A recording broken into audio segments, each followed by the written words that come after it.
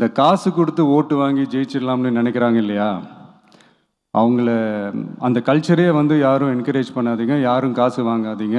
ஆனால் நீங்கள் வேணால் பாருங்கள் அடுத்த வருஷம் என்ன நடக்க போகுதுன்னு. வண்டி வண்டியாக கொண்டாந்து கொட்ட போகிறாங்க. அது அத்தனையும் உங்ககிட்ட இருந்து கொள்ளையடிச்ச பணம் தான். கோயிலில் விளக்கெறிந்தால் இந்துக்களுக்கு மாற்றம், தேவாலயத்தில் விளக்கெறிந்தால் கிறிஸ்தவர்களுக்கு மாற்றம், பள்ளிவாசலில் விளக்கெறிந்தால் இஸ்லாமியர்களுக்கு மாற்றம், ஒரு பள்ளிக்கூடத்தில் விளக்கெறிந்தால் அது அந்த தலைமுறைக்கே மாற்றம். அப்படி மாற்றிக்கொண்டிருக்கக்கூடிய இந்த தலைமுறையை சார்ந்த தலை சிறந்த குழந்தைகள் நீங்கள்.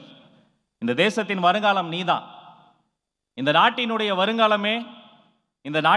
வருங்காலமே உங்களை வாழ்த்துவதற்காக வருகிறார். இந்த நாட்டின் வருங்காலமே ஆண்டுதோறும் 10ஆம் வகுப்பு 12ஆம் வகுப்பு பொதுத் தேர்வில் தலை சிறந்த மதிப்பெண்கள் வாங்கிய மாணவர்களுக்கு கௌரவம் செய்வதைப் போலவே இந்த ஆண்டும் அதன் தொடர்ச்சி, அதன் நிகழ்ச்சி, அதுதான் இந்த நிகழ்ச்சி. உங்களையெல்லாம் சந்திப்பதற்காக இதோ 2025ஆம் ஆண்டு தளபதி விஜய் கல்வி விருதுகள் விழாவின் மேடைக்கு வருகிறார் தமிழக வெற்றி கழகத்தின் வெற்றி தலைவர் அண்ணன் விஜய் அவர்கள்.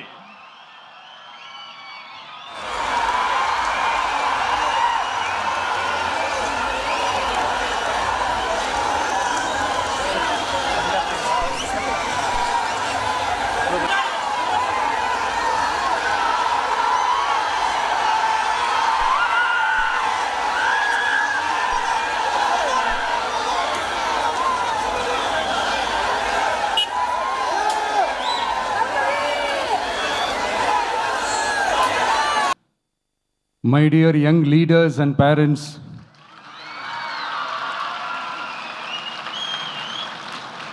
என் நெஞ்சில் குடியிருக்கும் உங்கள் எல்லாருக்கும் என்னுடைய வணக்கம் வணக்கம் வணக்கம் வணக்கம்.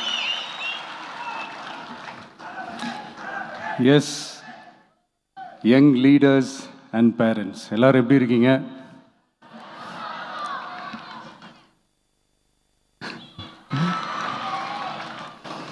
உங்கள் எல்லாரையும் சந்தித்ததில் மிக்க மிக்க மகிழ்ச்சி. Thank you thank you. Love you too. First of all, congratulations for your this beautiful achievements. படிப்பில் சாதிக்கணும் தான், படிப்பும் சாதனை தான், அதுதான் மறுக்கலை. பட் அதுக்காக பர்டிகுலராக ஒரே ஒரு படிப்பில் மட்டும் நம்ம அச்சீவ் பண்ணியே ஆகணும் அப்படின்னு நினைக்கிறது ஒன்றும் சாதனை கிடையாது. ஒரே விஷயத்தை பற்றி திரும்ப திரும்ப யோசித்து உங்கள் ஆங்ஸைட்டியை ஏற்றிக்காதீங்க. அவ்வளோ ஸ்ட்ரெஸ்ஃபுல் ஆக வேண்டிய அவசியம்லாம் ஒன்றுமே கிடையாது. இது நான் ஏன் சொல்கிறேன்னா, நீட்டு மட்டும் தான் உலகமா?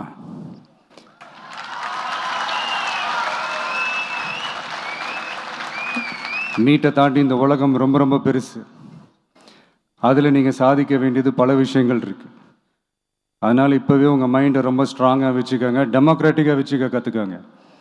ஏன்னா டெமோக்ரஸின்னு ஒன்று இருந்தால் தான் இந்த உலகமும் சரி, இந்த உலகத்தில் இருக்கிற எல்லா ஃபீல்டும் சரி, ஒரு ஃப்ரீடமாக இருக்க முடியும். அது மட்டும் இல்லை, ஒரு முறையான ஒரு டெமோக்ரஸி இருந்தாலே போதும், எல்லாருக்கும் எல்லாமும் ஈக்குவலாக கிடைக்கும். அதனுடைய ஃபஸ்ட்டு ஸ்டெப்பாக உங்கள் வீட்டில் இருக்கிற எல்லாருக்கிட்டையும் சொல்லுங்கள், அவங்கவுங்களுடைய ஜனநாயக கடமையை ஒழுங்காக செய்ய சொல்லுங்கள்.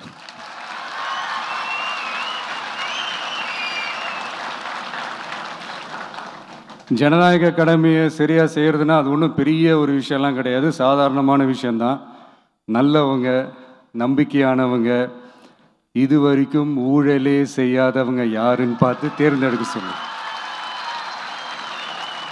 அவ்வளோதான், ஆஸ் சிம்பிள் அஸ் தட். அதுதான் அந்த கடமை. நான் வந்து ஒரு 2 years பேக் இதே ஸ்டூடெண்ட்ஸ் ஃபங்க்ஷனில் நான் சொல்லியிருந்தேன், இந்த காசு கொடுத்து ஓட்டு வாங்கி ஜெயிச்சிடலாம்னு நினைக்கிறாங்க இல்லையா, அவங்கள அந்த கல்ச்சரே வந்து யாரும் என்கரேஜ் பண்ணாதீங்க, யாரும் காசு வாங்காதீங்க, உங்கள் பேரண்ட்ஸ்கிட்டையும் எடுத்து சொல்லுங்கன்னு நான் சொல்லியிருந்தேன். அதை அப்படியே ஃபாலோ பண்ணுங்கள். ஆனால் நீங்கள் வேணால் பாருங்கள் அடுத்த வருஷம் என்ன நடக்க போகுதுன்னு. வண்டி வண்டியாக கொண்டாந்து கொட்ட போகிறாங்க. அது அத்தனையும் உங்ககிட்ட இருந்து கொள்ளையடிச்ச பணம் தான். என்ன பண்ண போறீங்க? என்ன பண்ணணும்னு உங்களுக்கு கரெக்டாக தெரியும். அது நான் சொல்லி தான் புரிய வைக்கணும்னு ஒன்றும் அவசியம் இல்லை. அண்ட் மை டியர் பேரண்ட்ஸ், உங்ககிட்ட ஒரு சின்ன ரிக்வெஸ்ட். உங்கள் குழந்தைங்களோட விஷயத்தில் எதுவும் ஃபோர்ஸ் பண்ணாதீங்க, ப்ரெஷர் போடாதீங்க, எதுவும் இம்போஸ் பண்ணாதீங்க. ஃபர்ஸ்ட் ஆஃப் ஆல் அவங்களுக்கு என்ன பிடிச்சிருக்குன்றதை தெரிஞ்சுக்கிட்டு அதுக்கு ஏற்ற மாதிரி வழி நடத்துங்க. நான் டெஃபினட்டாக சொல்கிறேன், எத்தனை தடைகள் வந்தாலும் அவங்கவுங்களுக்கு பிடிச்ச விஷயத்தில், அவங்கவுங்களுக்கு பிடிச்ச துறையில் அவங்க கண்டிப்பாக சாதிச்சு காட்டுவாங்க.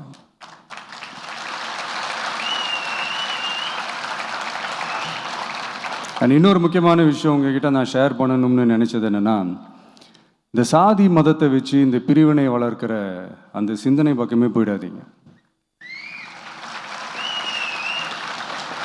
அந்த சிந்தனை உங்களையோ இல்லை உங்கள் மைண்டையோ டிஸ்டர்ப் பண்ணுற அளவுக்கு அதை அலோவ் பண்ணவே பண்ணாதீங்க. விவசாயிகள் என்ன சாதி மதம் பார்த்தா பொருளை விளைய வைக்கிறாங்க? தொழிலாளர்கள் என்ன சாதி மதம் பார்த்தா பொருளை உற்பத்தியில் ஈடுபடுறாங்க? இவ்வளோ ஏன் இயற்கை அம்சங்களான வெயில் மழையில் சாதி இருக்கா, மதம் இருக்கா? எப்படி இந்த போதை பொருட்களை எப்படி நம்ம அறவே ஒதுக்கி வைக்கிறோமோ அதே மாதிரி இந்த சாதி மதத்தையும் ரொம்ப ஸ்ட்ரிக்டாக தூரமாக, எவ்வளோக்கு எவ்வளோ தூரமாக அதை ஒதுக்கி வைக்கிறீங்களோ அவ்வளோக்கு அவ்வளோ அதை தூரமாக ஒதுக்கி வச்சுருங்க. அதுதான் எல்லாருக்குமே நல்லது. ஏன்னா இப்போ ரீசெண்ட் டைமில் பார்த்தீங்கன்னா தந்தை பெரியார் அவர்களுக்கே சாதி சாயம் பூச ட்ரை பண்ணுறாங்க.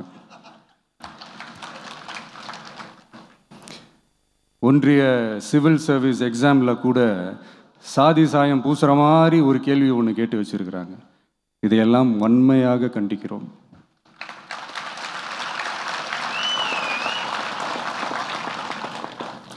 இந்த உலகத்தில் எது சரி எது தவறு அப்படின்றத அனலைஸ் பண்ணி பார்த்தாலே போதும், ஒரு குழப்பம் இல்லாத ஒரு தெளிவான ஒரு வாழ்க்கையை ஒன்று வாழலாம். எதுக்கும் ரொம்ப எமோஷ்னலாக ஆகாதீங்க, அவ்வளோ வருத்தலாம் இல்லை. டெக்னிக்கல் அண்ட் சயின்டிஃபிக் அப்ரோச்சோடவே திங்க் பண்ணுங்கள். ஏன்னா வரப்போகிற இயர்ஸில் ஆல்ரெடி வந்துட்ட இந்த ஏஐ, ஆர்டிஃபிஷியல் இன்டெலிஜென்ஸ் உலகத்தை எதிர்கொள்கிறதுக்கு அதுதான் ஒரே வழி. The sky is vast and wide and you have strong wings. So feel free to fly like a bird with courage, conviction and confidence.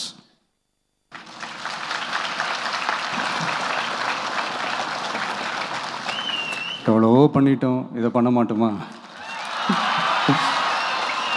எவ்வளவோ பார்த்துட்டோம், இதை பார்க்க மாட்டோமா அப்படின்ற அந்த பாசிட்டிவ் நோட்டோடவே ட்ராவல் பண்ணுங்க. கான்ஃபிடென்ட்டாக இருங்க, நல்லதே நடக்கும், வெற்றி நிச்சயம். மீண்டும் சந்திக்கும் வரை நன்றி, வணக்கம்.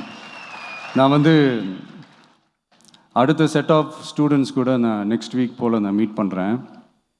ஸோ அவங்களுக்கும் சேர்த்து இன்றைக்கி நான் பேசினதாகவே இருக்கட்டும். ஏன்னா ஒவ்வொரு வாட்டி இந்த மாதிரி நான் அட்வைஸ் பண்ணிகிட்டு இருந்தேன்னா நல்லா இருக்காது, உங்களுக்கும் போர் அடிச்சிடும். So thank you. எல்லோரும் வாங்க, மீட் பண்ணுவோம்.